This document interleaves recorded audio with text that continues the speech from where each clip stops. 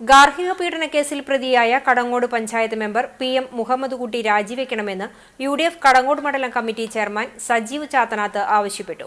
സ്ത്രീ സുരക്ഷയുടെ പേര് പറഞ്ഞ് അധികാരത്തിൽ കയറിയ LDF ഭരണസമിതിയിലെ മെമ്പറുടെ ഭാര്യയ്ക്ക് പോലും ഒരു സുരക്ഷയും ലഭിക്കുന്നില്ലെന്നും UDF ചെയർമാൻ കൂട്ടിച്ചേർത്തു. ഈ വിഷയത്തിൽ ഐക്യജനാധിപത്യ മുന്നണിയെയും ഇന്ത്യൻ നാഷണൽ കോൺഗ്രസിനെയും സംബന്ധിച്ചിടത്തോളം ഒരു വിട്ടുവീഴ്ചയുമില്ലാതെ സ്ത്രീകൾക്കെതിരെ ഉണ്ടായിട്ടുള്ള ഇത്തരം ഹീനമായ ഒരു ജനപ്രതിനിധിയായിരുന്ന ഒരാൾ ചെയ്ത ഈ ഹീനകൃത്യത്തിനെതിരെ ശക്തമായ സമരവുമായി ഞങ്ങൾ മുന്നോട്ട് പോകും. മുഹമ്മദ് കുട്ടി രാജിവെച്ചേ മതിയാവൂ എന്ന കാര്യത്തിൽ യാതൊരു സംശയവുമില്ല.